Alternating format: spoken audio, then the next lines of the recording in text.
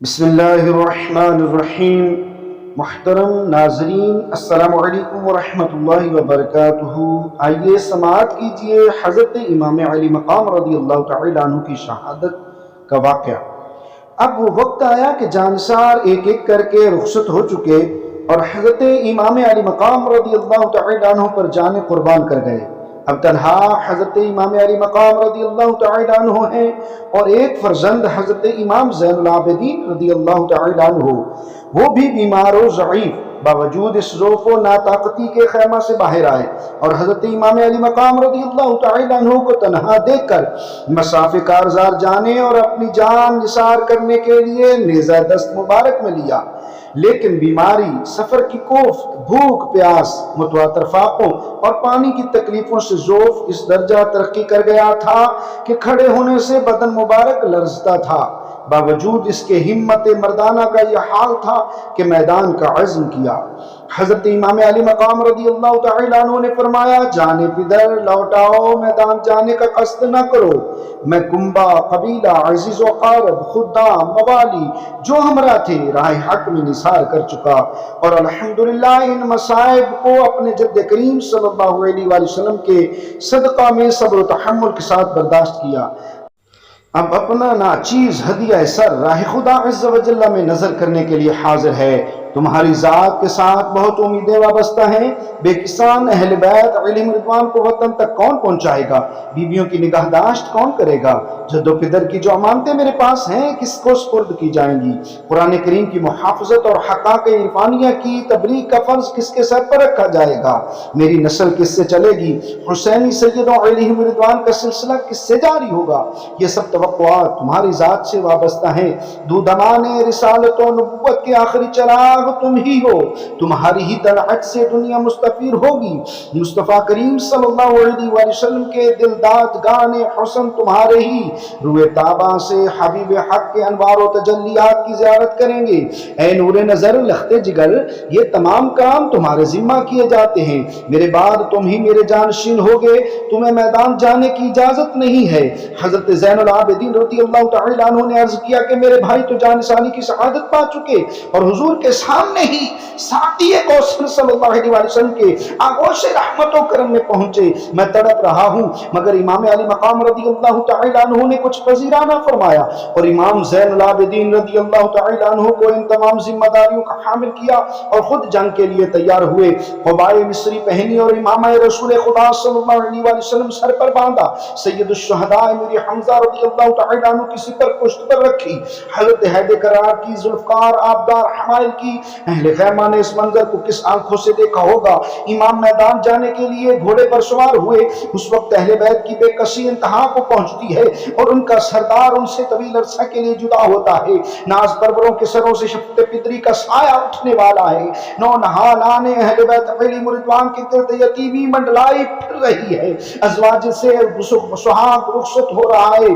دکھے ہوئے اور مجروح دل امام علی مقام کی جدائی سے کٹ رہے ہیں۔ بے کس قافلہ حسرت کی نگاہوں سے امام کے چہرہ دل افروز پر نظر کر رہا ہے۔ سکینہ رضی اللہ تعالیٰ عنہ کی ترسی آنکھیں پدر بزرگوار کا آخری دیدار کر رہی ہیں۔ آن دو آن میں یہ جلوے ہمیشہ کے لیے رخصت ہونے والے ہیں۔ اہل خیمہ کے چہروں سے رنگ اڑ گئے ہیں۔ حسرت و یاس کی تصویریں ساکت کھڑی ہوئی ہیں۔ نہ کسی کے بدن میں جنبش ہے، نہ کسی کی زبان میں تاب حرکت۔ نورانی آنکھوں سے آنسو ٹپک رہے ہیں اور خاندان مصطفیٰ صلی اللہ علیہ وسلم بے وطنی اور بے کسی میں اپنے سروں سے رحمت و کرم کے سایہ گستر کو رخصت کر رہا ہے۔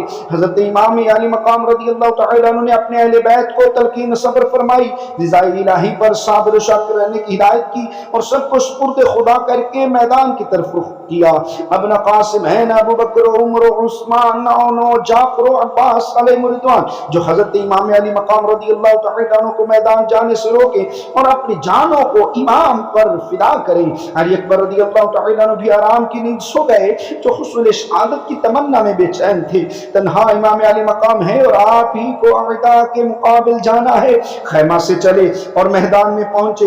حق و صداقت کا روشن آفتاب سرزمین شام میں طالع ہوا۔ امید زندگانی و تمنا زیست کا گرد و غبار اس کے جلوے کو چھپا نہ سکا۔ حب دنیا و آسائش حیات کی رات کے سیاہ پردے آفتاب حق کی تجلیوں سے چاک چاک ہو گئے۔ باطل کی تاریکی اس کی نورانی شعاؤں سے کافور ہو گئی۔ مصطفیٰ کریم صلی اللہ علیہ وسلم کا فرزند راہ حق میں گھر لوٹا کر کنبہ کٹا کر سربکف موجود ہے۔ ہزارہا سپاہ گردان نمرد اب آزما کر لشکر گراں سامنے موجود ہے۔ اس کی پیشانی مصفہ پر شکن بھی نہیں۔ دشمن کی فوجیں پہاڑوں کی طرح گھیرے ہوئے ہیں اور امام علی مقام رضی اللہ تعالیٰ عنہ کی نظر میں پرے کاہ کے برابر بھی ان کا وزن نہیں۔ نہ آپ نے ایک رجز پڑھی جو آپ کے ذاتی نسبی فضائل پر مشتمل تھی اور اس میں شامیوں کو رسول کریم صلی اللہ علیہ وسلم کی ناخوشی و ناراضگی اور ظلم کے انجام سے ڈرایا گیا تھا۔ اس کے بعد آپ نے ایک خطبہ فرمایا اور اس میں حمد و صلوات کے بعد فرمایا، اے قوم خدا عز و جل سے ڈرو جو سب کا مالک ہے، جان دینا جان لینا سب اس کے قدرت و اختیار میں ہے۔ اگر تم خداوند علم جل جلالہ پر یقین رکھتے اور میرے جد حضرت سید انبیاء محمد مصطفیٰ صلی اللہ علیہ وسلم پر ایمان لائے ہو تو ڈرو کہ قیامت کے دن میزان عدل قائم ہوگی، اعمال کا حساب کیا جائے گا۔ میرے والدین محشر میں اپنی آل کے بے گناہ خونوں کا مطالبہ کریں گے۔ حضور سید انبیاء صلی اللہ علیہ وسلم جن کی شفاعت گناہگاروں کی مغفرت کا ذریعہ ہے اور تمام مسلمان جن کی شفاعت کے امیدوار ہیں، وہ تم سے میرے اور میرے جانشانوں کے خون حق کا بدلہ چاہیں گے۔ تم میرے اہل و عیال، اعزہ و اطفال، اصحاب و موالی میں سے 70 سے زیادہ کو شہید کر چکے اور اب میرے قتل کا ارادہ رکھتے ہو۔ خبردار ہو جاؤ، ایسے دنیا میں پائیداری و قیام نہیں۔ اگر سلطنت کی تمامیں میرے در پہ آزار ہو تو مجھے موقع دو کہ میں عرب چھوڑ کر دنیا کے کسی اور حصہ میں چلا جاؤں۔ اگر یہ کچھ منظور نہ ہو اور اپنی حرکات سے باز نہ آؤ تو ہم اللہ تعالیٰ کے حکم اور اس کی مرضی پر صابر و شاکر ہیں۔ الحکم للہ وردینا بقضاء اللہ۔ حضرت امام علی مقام رضی اللہ تعالیٰ عنہ کی زبان گوہر فشاں سے یہ کلمات سن کر کوفیوں میں سے بہت لوگ رو پڑے۔ دل سب کے جانتے تھے وہ برسر ظلم و جفا ہیں اور حمایت باطل کے لیے انہوں نے دارین کی روسیائی اختیار کی ہے، اور یہ بھی سب کو یقین تھا کہ امام مظلوم رضی اللہ تعالیٰ عنہ حق پر ہیں۔ امام رضی اللہ تعالیٰ عنہ کے خلاف ایک ایک جنبش دشمنان حق کے لیے آخرت کی رسوائی و خواری کا موجب ہے۔ اس لیے بہت سے لوگوں پر اثر ہوا اور ظالمان بدباطن نے بھی ایک لمحہ کے لیے اس سے اثر لیا۔ ان کے بدنوں پر ایک پھریدی سی آ گئی اور ان کے دلوں پر ایک بجلی سی چمک گئی، لیکن شمر وغیرہ بدصیرت و پلید و طبیعت رزیل کچھ متاثر نہ ہوئے، بلکہ یہ دیکھ کر لشکریوں پر حضرت امام علی مقام رضی اللہ تعالیٰ عنہ کی تقریر کا کچھ اثر معلوم ہوتا ہے۔ کہنے لگے کہ آپ قصہ کو ہٹا کیجئے اور ابن زیاد کے پاس چل کر یزید کی بیعت کر لیجئے تو کوئی آپ سے تعارض نہ کرے گا، ورنہ بجز جنگ کے کوئی چارہ نہیں ہے۔ حضرت امام علی مقام رضی اللہ تعالیٰ عنہ کو انجام معلوم تھا، لیکن یہ تقریر اقامت حجت کے لیے فرمائی تھی کہ انہیں کوئی عذر باقی نہ رہے۔ سید انبیاء صلی اللہ علیہ وسلم کا نور نظر خاتون جنت فاطمہ زہرا رضی اللہ تعالیٰ عنہ کا لخت جگر بے کسی بھوک پیاس کی حالت میں آل و اصحاب رضی اللہ تعالیٰ عنہم کی مفارقت کا زخم دل پر لیے ہوئے گرم ریگستان پر 20,000 کے لشکر کے سامنے تشریف فرما ہے۔ تمام حجتیں قطع کر دی گئیں، اپنے فضائل اور اپنی بے گناہی سے آگاہ کو اچھی طرح آگاہ کر دیا اور بار بار بتا دیا ہے کہ میں بقصد جنگ نہیں آیا اور اس وقت تک ارادہ جنگ نہیں ہے، اب بھی موقع دو تو واپس چلا جاؤں۔ مگر 20,000 کی تعداد امام میں علی مقام رضی اللہ تعالیٰ عنہ کو بے کس و تنہا دیکھ کر جوش بہادری دکھانا چاہتی ہے۔ جب حضرت امام علی مقام رضی اللہ تعالیٰ عنہ نے اطمینان فرمایا کہ سیاہ دلانے بدباطن کے لیے کوئی عذر باقی نہ رہا اور وہ کسی طرح خون نہ حق اور ظلم بے نہایت سے باز آنے والے نہیں۔ تو امام علی مقام رضی اللہ تعالیٰ عنہ نے فرمایا کہ تم جو ارادہ رکھتے ہو پورا کرو، اور جس کو میرے مقابلے کے لیے بھیجنا چاہتے ہو بھیجو۔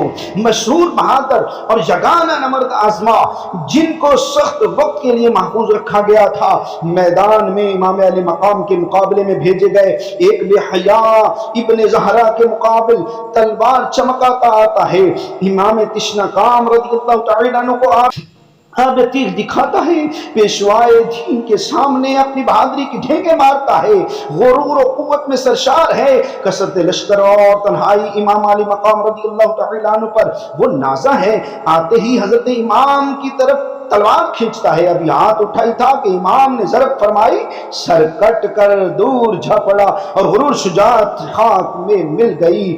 دوسرا بڑا اور چاہا کہ امام کے مقابلہ میں ہنر بندی کا اظہار کر کے سیاہ بادلوں کی جماعت میں سرخروئی حاصل کرے، ایک نعرہ مارا اور پکار کے کہنے لگا کہ بہادران کوہ شکن شام و عراق میں میری بہادری کو غلغلہ ہے، اور مصر اور روم میں میں شہرۂ آفاق ہوں۔ دنیا بھر کے بہادر میرا لوہا مانتے ہیں، آئے تم میرے زور و قوت کو اور داؤ پیچ کو دیکھو۔ ابن سعد کے لشکری اس متکبر سرکش کی تعینیوں سے بہت خوش ہوئے اور سب دیکھنے لگے کہ کس طرح امام علی مقام رضی اللہ تعالیٰ عنہ سے مقابلہ کرے گا۔ لشکریوں کو یقین تھا کہ حضرت امام پر بھوک پیاس کی شدت حد سے بڑھ چکی ہے، ان صدموں نے ضعیف کر دیا ہے، ایسے وقت امام پر غالب آ جانا کچھ مشکل نہیں ہے۔ جب سپاہ شام کا گستاخ جفا جو سرکشانہ گھوڑا کداتا سامنے آیا، حضرت امام علی مقام رضی اللہ تعالیٰ عنہ نے فرمایا تو مجھے جانتا نہیں جو میرے مقابل اس دلیری سے آتا ہے، ہوش میں ہو۔ اس طرح ایک ایک مقابل میں آیا تو تیغ خون آشام سے سب کا کام تمام کر دیا جائے گا۔ حضرت امام حسین رضی اللہ تعالیٰ عنہ کو بے کش و کمزور دیکھ کر حوصلہ مندی کا اظہار کر رہے ہو، نہ مردو میری نظر میں تمہاری کوئی حقیقت نہیں۔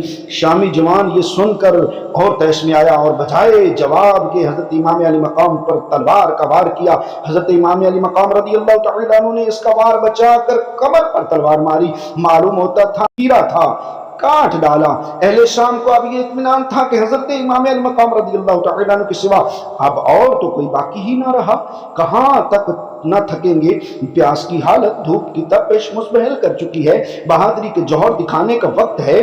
جہاں تک ہو ایک ایک مقابل کیا جائے، کوئی تو کامیاب ہوگا۔ اس طرح نئے نئے دم بدم شیر سولت پہلے پیک پیکرو پیکر تیغن زن حضرت امام کے مقابلے میں آتے رہے، مگر جو سامنے آیا ایک ہی ہاتھ میں اس کا قصہ تمام فرمایا۔ کسی کے سر پر تلوار ماری تو ذہن تک کاٹ ڈالی، کسی کے حمالی ہاتھ مارا تو قلمی تراش لی، کسی کو نیزہ پر اٹھایا اور زمین پر پٹک دیا، کسی کے سینے پر نیزہ مارا اور پار نکال دیا۔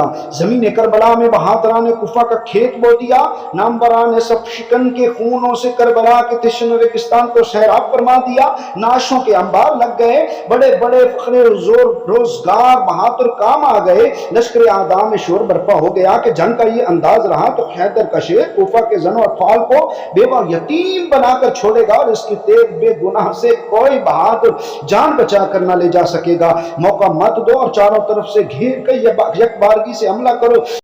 فرومائیگان رو بصیرت حضرت امام رضی اللہ تعالیٰ عنہ کے مقابلے سے عاجز آئے اور یہی صورت اختیار کی، اور ماہ چرخ کامیت پر جور و جفا کی تاریخ گھٹا چھا گئی اور ہزاروں جوان دوڑ پڑے اور حضرت امام رضی اللہ تعالیٰ عنہ کو گھیر لیا اور تلوار برسانی شروع کی، اور حضرت امام رضی اللہ تعالیٰ عنہ کی بہادری کی ستائش ہو رہی تھی، اور آپ خونخواروں کے انبوہ میں اپنی تیغ آبدار کے جوہر دکھا رہے تھے۔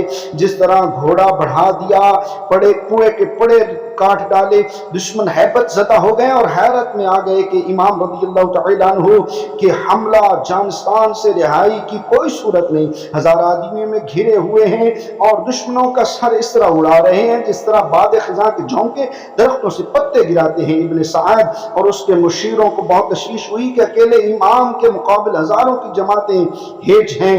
کوفیوں کی عزت خاک میں مل گئی، تمام ناموران کوفہ کی جماعتیں ایک حجازی جوان کے ہاتھ سے جان نہ بچا سکی۔ تاریخ عالم میں ہماری نامردی کا یہ واقعہ اہل کوفہ کو ہمیشہ رسوائے عالم کرتا رہے گا۔ کوئی تدبیر کرنا چاہیے۔ تجویز یہ ہوئی کہ دست بدست جنگ میں ہماری ساری فوج بھی اس شیر حق سے مقابلہ نہیں کر سکتی، بجز اس کے کوئی صورت نہیں ہے کہ ہر چار طرف سے امام پر تیروں کا بھی برسایا جائے، اور جب خوب زخمی ہو چکے ہیں تو نیزوں کے حملوں سے تن نازنین کو مجروح کیا جائے۔ تیر اندازوں کی جماعتیں ہر طرف سے گھر آئیں اور امام تشنہ کام رضی اللہ تعالیٰ عنہ کو گرداب بلا میں گھیر کر تیر برسانے شروع کر دیے۔ گھوڑا اس قدر زخمی ہو گیا کہ اس میں کام کرنے کی قوت ہی نہ رہی۔ ناچار حضرت امام علی مقام کو ایک جگہ ٹھہرنا پڑا۔ ہر طرف سے تیر آ رہے ہیں اور امام مظلوم کا تنے ناز پرور نشانہ بنا ہوا ہے۔ نورانی جسم زخمیوں سے چکنا چور اور لہو لہان ہو رہا ہے۔ بے شرم کوفیوں نے سنگدلی سے محترم مہمان کے ساتھ یہ سلوک کیا۔ ایک تیر پیشانی اقدس پہ لگا۔ یہ پیشانی مصطفیٰ کریم صلی اللہ علیہ وسلم کی بحثہ گاہ تھی۔ یہ سیمائے نور حبیب خدا کے آرزومندان جمال کا قرار دل ہے۔ بے ادبان کوفہ نے اس پیشانی مصفہ اور اس جبین پرزیا کو تیر سے گھائل کیا۔ حضرت امام علی مقام رضی اللہ تعالیٰ عنہ کو چکر آ گیا اور گھوڑے سے نیچے تشریف لائے۔ اب نامردان صاحبات نے نیزوں پر رکھ لیا۔ نورانی پہ کر خون میں نہا گیا اور آپ شہید ہو کر زمین پر گر پڑے۔ انا للہ و انا الیہ راجعون۔